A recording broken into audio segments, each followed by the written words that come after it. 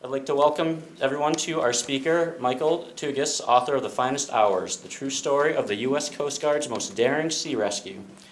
His book, as I'm sure you all know, has just been released in a Hollywood movie created by Disney, opened January 29th. It is still in theaters, and I've heard good things about it, and I believe he had a cameo in it. And actually today, February 18th, is the exact day the rescue happened. This is the 64th anniversary of the event. And on to Michael. Michael is an award-winning author and co-author of 24 books, including Fatal Forecast, Overboard, King Philip's War, and my favorite title, There's a Porcupine in My Outhouse, The Vermont Misadventures of a Mountain Man Wannabe. Michael is a local of southeastern Massachusetts, where the Finest Hours story takes place. And with that, here's Michael.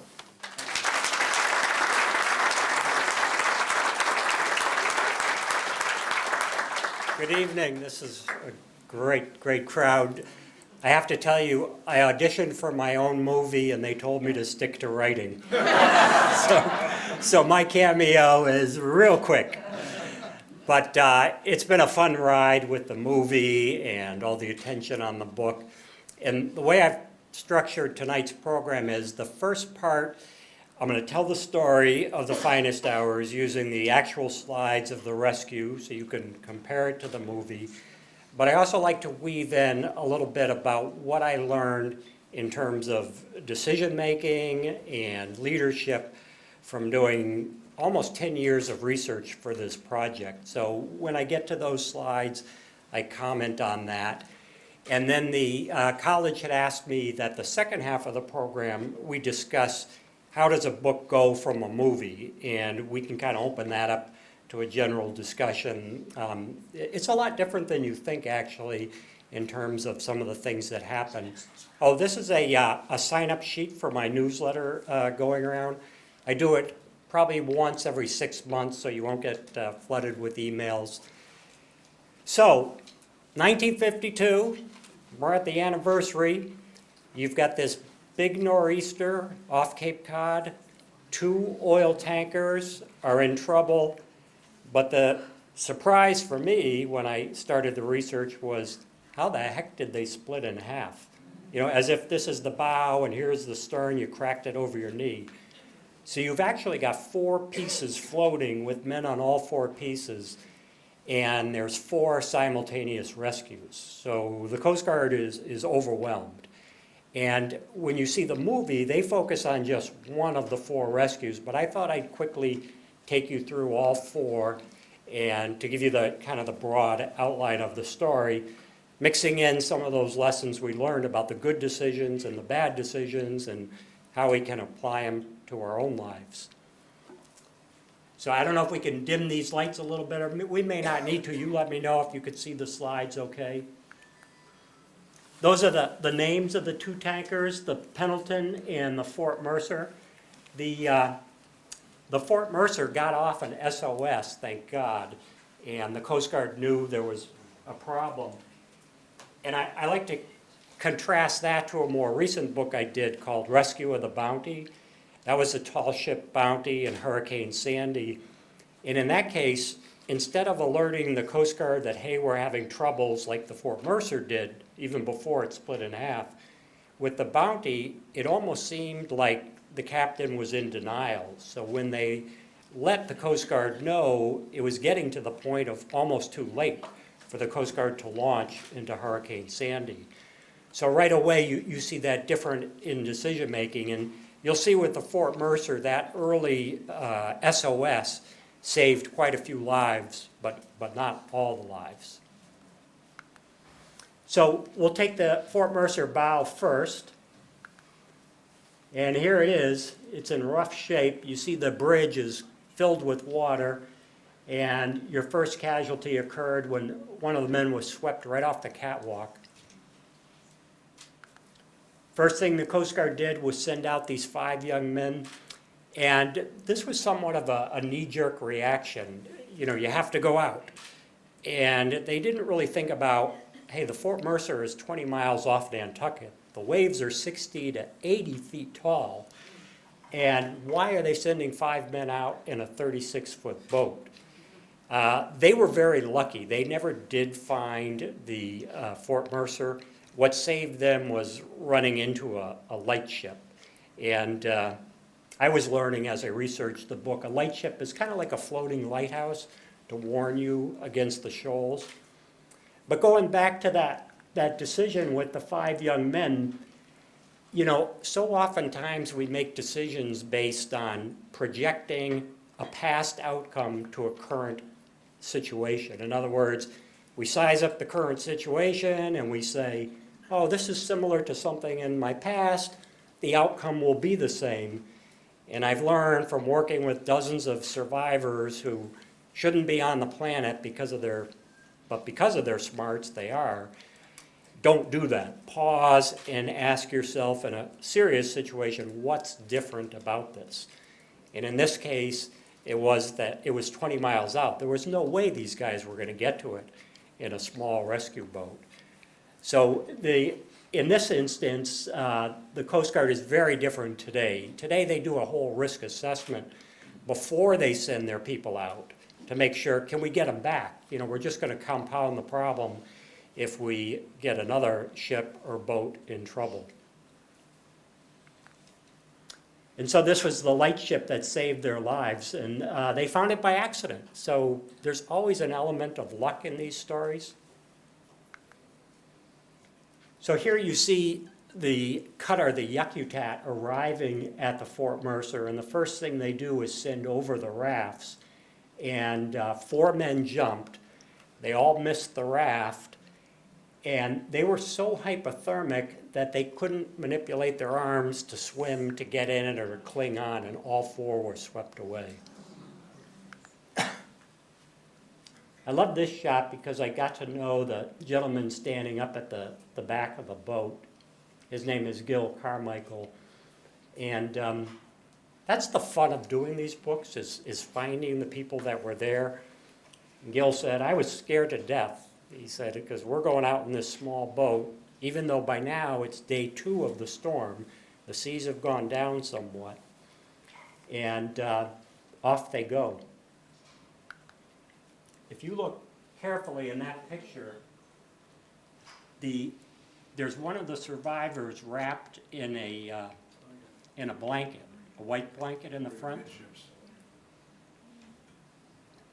And Gil said, he said, we went over there and there were 4 men left, and 2 jumped and they hit the water. We were able to grab them, you know, they had on the old cork and canvas life preservers. He said, we got them in, but then a wave swept us into the vessel and broke the wooden ribbing on our rescue boat. And so he said it was, you know, we didn't want to do this, but we had to tell the last 2 men, don't jump, we're sinking.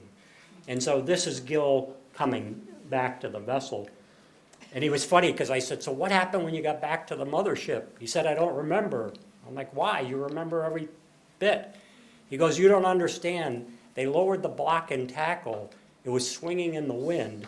He said, knocked me out cold. My crewmates got me up on the ship, put me into my bunk, and he said a half hour later I woke up, and these are his words. He said, my first thought was, I just had the most amazing dream. That I rescued 2 men off a sinking oil tanker. And the way he tells the story is, it wasn't until he went up on the deck of the ship and saw the tanker that he realized this really happened. So again, you know, when you're writing these books, the writing is always hard work. It can be lonely at times, but the research is just a pure joy, finding these key people and getting their stories down before they're lost. So they don't have the little rescue boat. They have to go back to sending the rafts over. And the last 2 men, by the way they would do it was shoot a line over, and the men on the sinking ship would pull the raft to them, tie the line off, jump into the raft, and then the idea is you're supposed to untie the line going to the sinking oil tanker, and the men on the cutter would pull the raft back. But because they're so cold, they can't untie the knot, so they're trapped. And Gil said, it was unreal. He said the captain threw up his arms, in frustration. Now what? And Gil said, Captain, we have no choice but to back down, put it in reverse, and hope that the line breaks on the side towards the oil tanker. He said you could have cut the tension with a knife. He said, because when we backed down, the tension on the line pulled the raft up in the air with these two guys holding on for dear life. And he said, it's about 15 feet up in the air, and boom, the line snapped on the side towards the oil tanker, thank God. And he said, we pulled these guys in as fast as we could. And here's one of them. He can't even move. They're so hypothermic, they can't move. And just to show you the research never ends, I was doing this lecture a couple nights ago, and there was someone in the audience and said, that's my dad. And he brought a letter from his father, and it was, God, it must have been 8 pages describing this event that we didn't find in our own research. So I had just read it for the first time a couple days ago, and it was amazing what he said. He said, I actually started to go down the scramble net to get this guy, but I didn't have a life vest on, and the captain called me back. And he also said that the man was totally blue, and he did not think he would live, but he revived, and they had him on board the cutter, and he made a full recovery. So just when you think, you've exhausted every source, somebody comes out with new information. And they're bringing the last man up, and what was interesting in this part is now remember, the tanker stayed afloat for 48 hours, this part of it. Just as they bring the last man up, somebody shouts, look, look, and everybody looks towards the and look what happened. The whole thing just reared up in the air and then went straight down like a pile driver. And this is just seconds after they got the last guy out of the raft. So you never know when the ship's going to go down. And this was the last photo taken before it disappeared. Now the stern section, a little bit better shape. As you'll see, it's not at a steep angle. And the Coast Guard man who got the message, his name was Lynn Whitmore. He's standing next to the man with the beard. He said, I got it over my headsets on SOS. So we went, and they were in the icebreaker, the east wind. I said, what do you do if the ice is too thick to break, with your bow? They slide the bow up and the ice breaks. He said, I'll send you a picture. So this is the picture he sent. He said, we blow it up. So I'm learning as I go as well. I write these books for the general public. I was never in the Coast Guard. So as I'm researching, I'm learning as I go. So that was a first for me. So the east wind arrives, and they send over a life raft like the others did. Didn't have as far a jump to get in the raft, and only one man jumped. And they were able to get him back. And what was interesting, as they're bringing him back, a wave went under the raft, and it hit it in such a way that the man flipped up in the air like a pancake, landed back in the raft, thank God, and they got him. But the captain of the East Wind said, this is more dangerous than doing nothing. We're going to wait for a more maneuverable cutter. And in this photo, by the way, they're bringing him below, wrapping him up as best they can. But in this photo, that more maneuverable cutter came, and I always thought a good leadership lesson was the captain of the East Wind. He had full control of this rescue. He knew that the smaller cutter could do things he couldn't, and he relinquished control. So he wasn't worried about getting the glory, he was worried about results. And it turned out to be a good decision. Captain John Joseph was on that smaller cutter. He was able to pull it right up next to the tanker.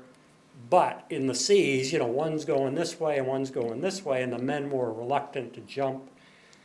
John Joseph passed away, but his son gave me a long article that his father wrote, tried to get it published in Reader's Digest, and never did. And His son casually said, and by the way, I have an article my father wrote. Do you want it? I'm like, yes. It was unbelievable. And he said, so we grabbed a couple guys off the sinking oil tanker, and when the others saw that they were safe, then they started to jump.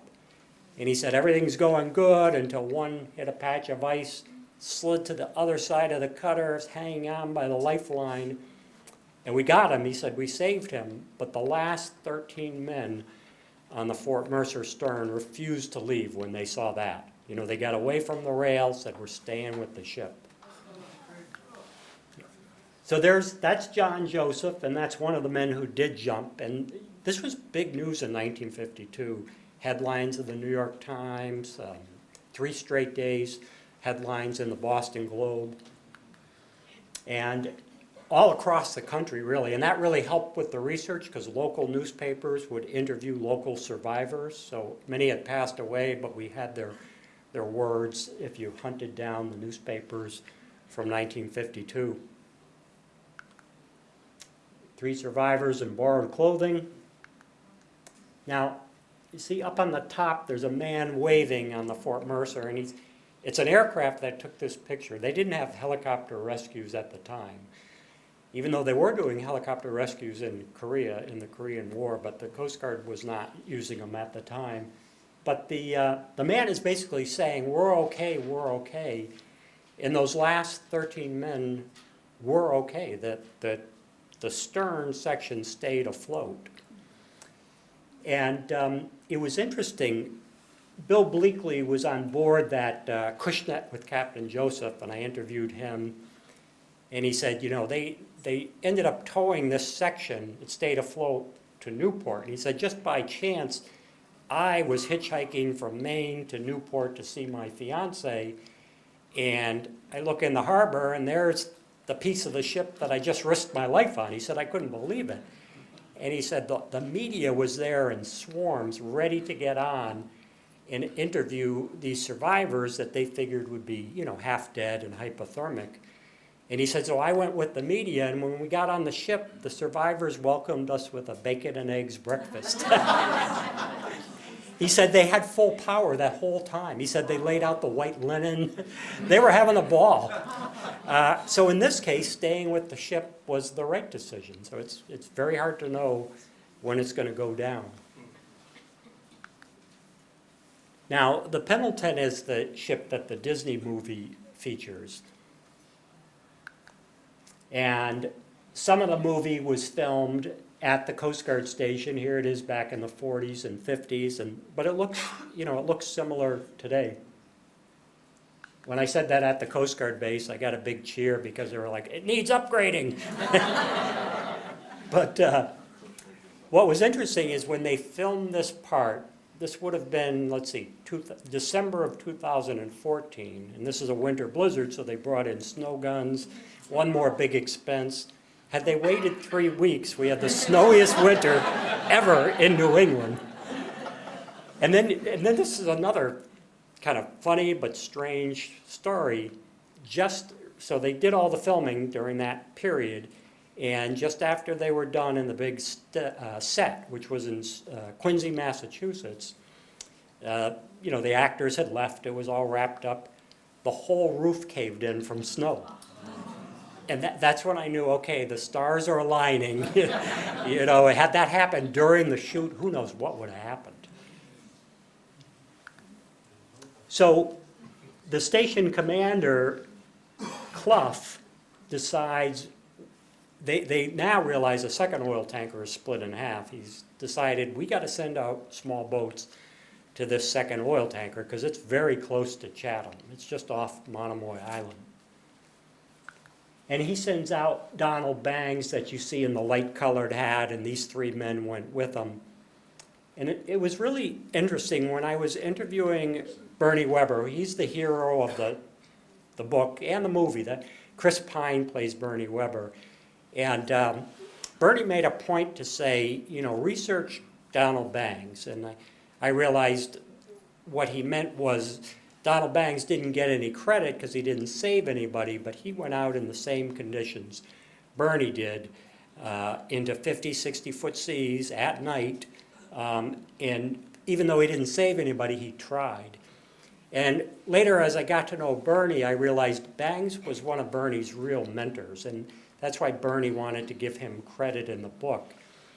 And it became apparent to me through the conversations with the hero, Bernie, that he had 3 or 4 mentors. Their names kept coming up, and as we got to talking, he'd say, you know, I'd pick a trait from, you know, 1 or 2 of them and try to incorporate it in my own life. And he said, so I had 4 great people to model myself after and kind of turn it into my own. And I thought that's a great leadership lesson, you know, having a mentor, and in Bernie's case, having 3 or 4 is even better, and picking the best traits that fit your personality. So Bangs went out to the bow section, and unfortunately, only one man came out and jumped, and they couldn't get him. It was night, the waves took him away.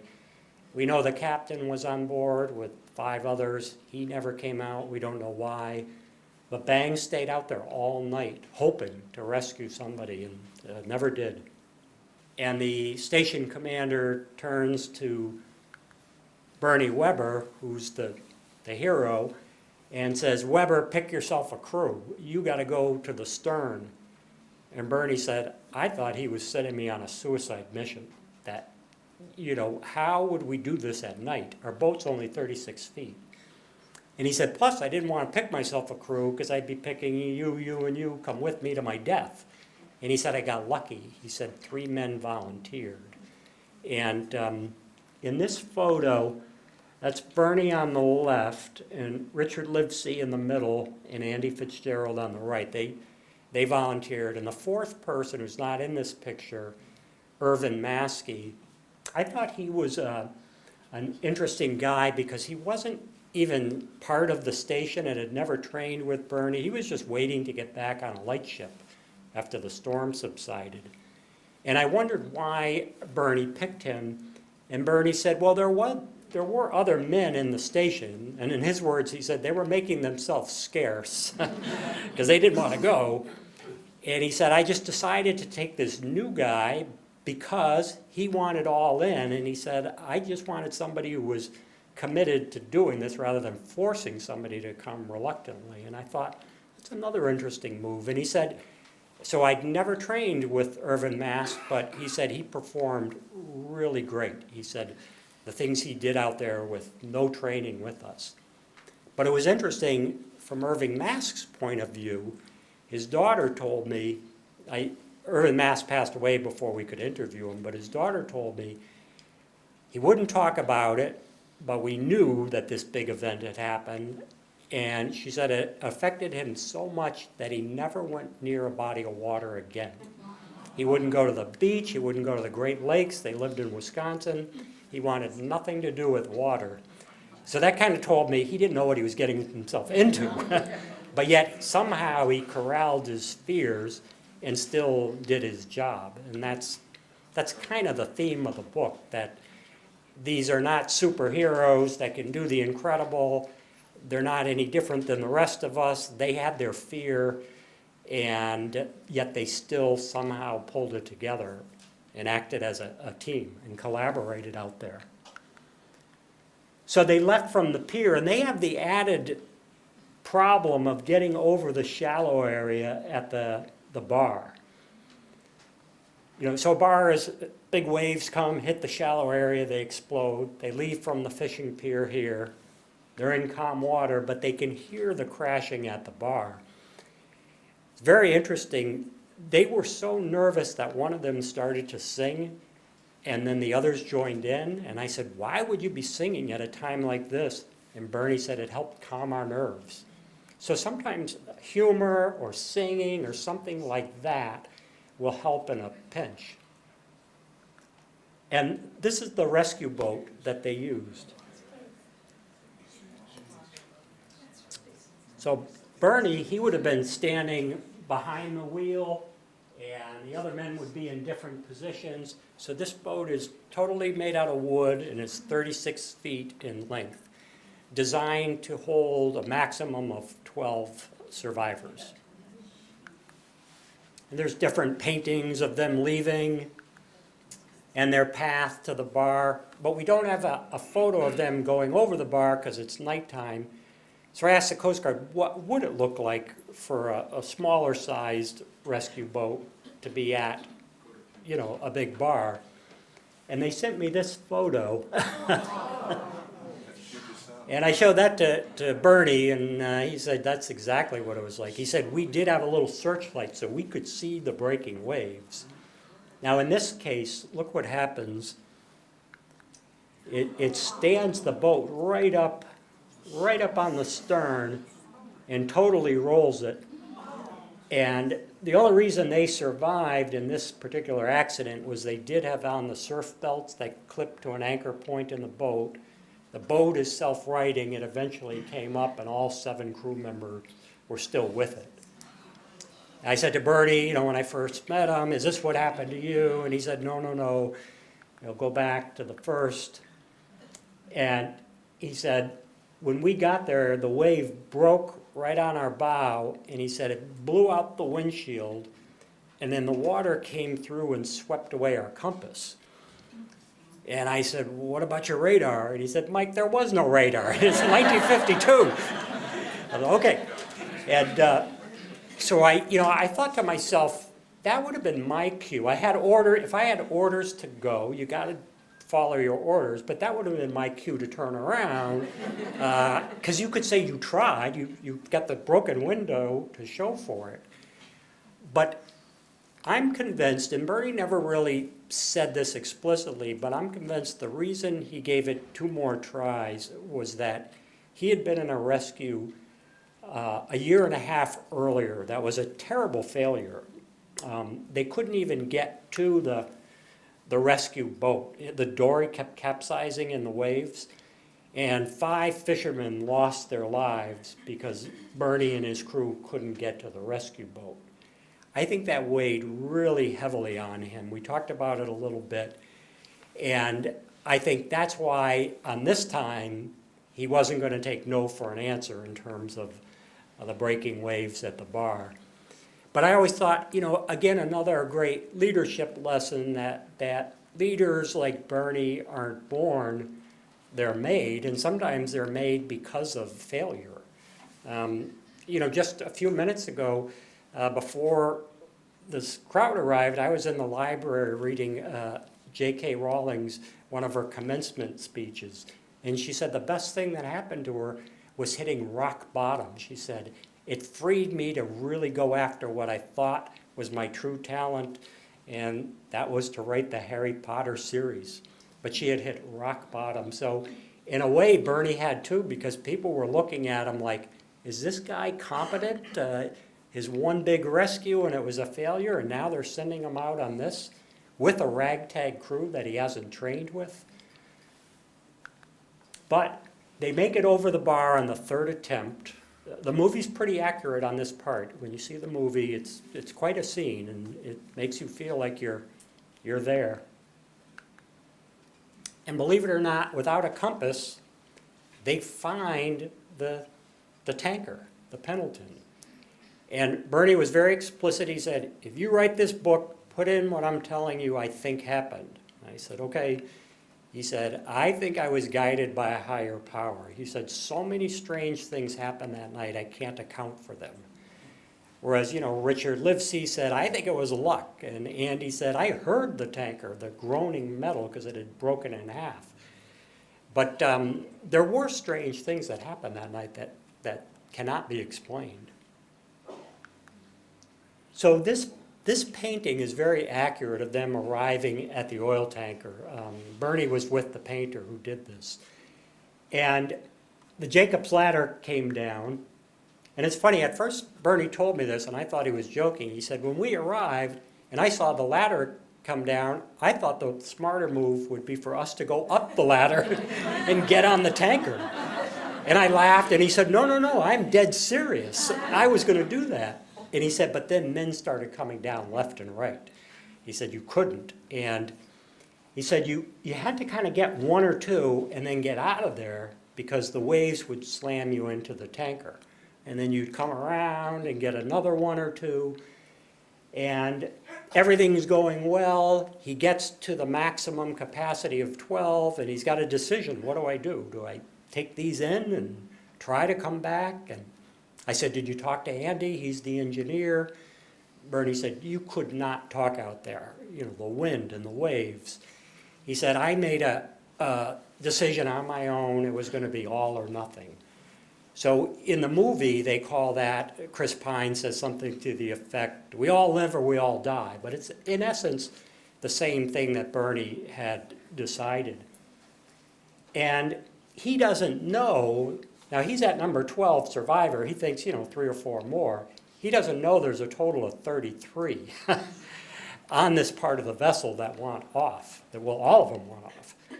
And amazingly, somehow, he keeps getting them in, and the boat's starting to sink and is sluggish. He gets to the 32nd man, who's as big as an NFL offensive lineman. You know, well over 6 feet tall, 300 pounds. His nickname is Tiny Myers. Comes down the ladder. He jumps. Irvin Mask and Andy said, we had him. He said, for some reason, he had given his coat away. And I said, oh, I researched that. He gave it to the youngest crew member, didn't have a coat, they were all freezing. And he said, well, we couldn't grab the coat, and he didn't have a life jacket on. We had a real hard time just holding on to his arms. And he said, so we couldn't pull him in the boat. He was just too heavy. And Andy, the way he explained it was, he said, Bernie had to hold position too long because we couldn't get him in. And he said, a big wave came and slammed the vessel, the little rescue boat, into the oil tanker, trapping Tiny Myers in between. Bernie's got another big decision. Do we look for Tiny Myers, who he thinks has died, or do we get the last person on the rope ladder? And he decides we got to get the guy who's alive. We're running out of time. And in the movie, that's played by Casey Affleck, the last person off. And so his next big decision is, okay, I got these people crammed on here, which way is shore?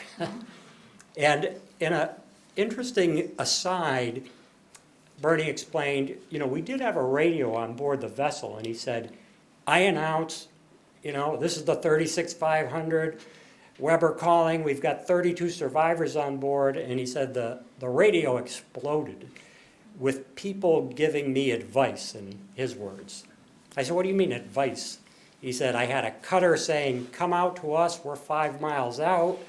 He said, I had a light ship saying, come to us. He said, I had headquarters telling me, go here. He said, I had commander saying, go back here. I said, what'd you do? And he said, I turned the radio off. I said, why? And he said, it was making me nervous. And then I thought, who better to judge what to do than the person on the scene? You know, and sometimes we forget that we're our own best advisors because we're the one in the thick of whatever it is that seems overwhelming. And Bernie just thought, I'm going to follow the waves. When I came out, they were coming at me. I'm going to follow them in. And this is where, again, he says a strange thing happened. He says, so no compass, no nothing. We don't know where we are. He said about 40 minutes into this, he said, I had no idea we were near the Chatham Bar. A wave picked the vessel up, and without any skill on his part or him really doing anything, hurled the whole boat over the bar. And Bernie said, next thing I knew, I was in 6-foot waves. He said it was a piece of cake. He said, the tears were coming down. I could not believe that we were safe and that it happened in such a strange way. So he said, I knew we were home free, and we headed back to the fish pier. So the whole town was at the pier. Here's a great photo. They're coming back, and the townspeople are thinking, oh, wow, they've been gone for over 3 hours and are only bringing back 1 survivor. But the rescue boat has a hatch. It's like a clown car in a parade. The hatch comes up, and 31 plus the 2 on the top come flying out of this, and the people they cannot believe it, that many people were crammed on a 36-foot boat. The people who operate the boat today say that we've tried to get 36 people on, and it cannot be done. So I called Andy Fitzgerald, you know, the engineer, and I said, they told me it cannot be done. He goes, Mike, if your life's at stake, you'd be amazed what you can do. He said, we were all curled around each other, and the people were stuffed in the survivors compartment. He said, it can be done if you need to. And so when the hatch opens up, here they come. And they were hypothermic, and the people in town would put them in their cars, blast the heater, you know, and then rush them to the station. I think the next picture is my favorite one. Everybody's left. The photographer's name is Dick Kelsey, and he stayed behind, and he captured this kind of candid picture of Bernie up high and Irvin Mask below. And I love Bernie's face. You could just see the relief. Oh my God, it's finally over. We did it. And everybody had left at this point and is back at the station. And then Bernie, you know, and Irvin went with the photographer Dick Kelsey back to the station. And once they're at the station, it's pandemonium. It's, you know, the town people are there, media's there, and they want pictures of these 4 rescuers. And I like to joke on this picture, even a hero makes a mistake. Bernie forgot to zip his fly. You never know. And the rescuers are being interviewed in the station. One's collapsed on the ground, one's in the chair, and a flash bulb was going off. We were able to find this radio man, Mr. Cimprini. He said, I got the scoop of a lifetime, the live radio interview with the survivors just seconds after they arrived at the station. And, you know, the 4 heroes are being broadcast all over the country, and it was very interesting. 3 of them said that was fine, or 15 minutes of fame, but Bernie said being labeled a hero is a real burden. I was like, well, tell me about that. And he said, I'll give you an example. He said, I would be trotted out in front of rotaries because I was the new symbol of the Coast Guard. And he said, I'm only 24 years old. He said, so, you know, here I am in front of these groups. I'm very uncomfortable being called a hero, and I'm making the Coast Guard my career, so if I would transfer to another station, there would be some jealousy. And he said, rightfully so, they've probably done rescues just as difficult, but I got all the attention. So he said, you know, it was tough to live with, and he did not want to do this book in the beginning. It took several efforts on my part to really get him to go along for this ride. And at the end, I'll tell you one other thing that happened about the hero stuff that gives you a little glimpse into his character. That piece of the Pendleton that he did the rescue on did hit a shoal and go over. Those men, if they weren't rescued, they all would have drowned. People would go out there for years and pick through and, you know, take out the brass parts. And I met somebody that has the wheel from the Pendleton, but he's sworn me to his secrecy. So salvagers would be out there. And then we're getting to the end, but I wanted to touch on that one mystery. Remember the bow section that the captain was on, but he didn't come out, and Donald Bangs circled all night? Well, there was a Coast Guard report I found, and it said Mel Guthrow was sent to get the bodies 3 days later. So I'm looking for a Mel Guthrow. Guess where I found him? A mile from my house. And I call him up after all these years, and he goes, why are you bringing this up? I said, this is fascinating. Can I come over? And he said, of course. He said, I took pictures that day. So these are his pictures, and he said, the seas are calm. He said, there's no risk there. But he said, I didn't want to do this. I didn't want to go in there alone and look for bodies. He said, so I approached through the bridge, expected to find the captain dead there, and he said it was empty. I said, what'd you do? He said, I took a little flashlight and had to go through the bowels of the ship. He said, I made it to the very tip he called it the paint room because some paint was stored there. And he said, under some burlap and newspapers was one sailor and a block of ice. He was just frozen stiff. I said, where'd you find the captain? He said, we didn't. He said, I searched every inch of that ship. We never found him or the 4 others. And it'll be a mystery what happened. Were they swept off? Did they launch a little lifeboat on their own? Like in the movie, you'll see that whole debate, do we launch a lifeboat or not? But it'll be a mystery what happened to Captain Fitzgerald. We'll never know.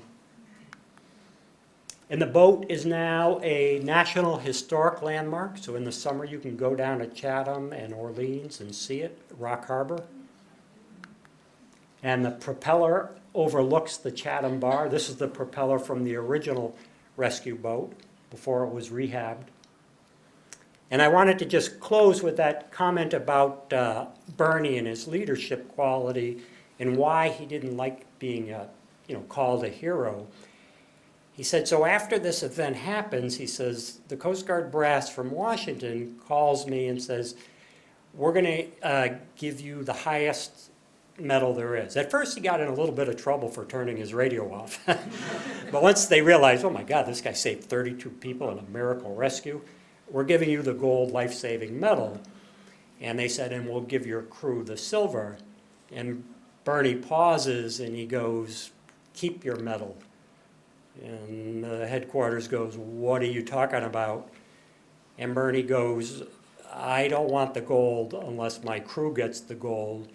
He said, I was ordered out, they volunteered, they did just as much as me, they risked their lives, they should get the same.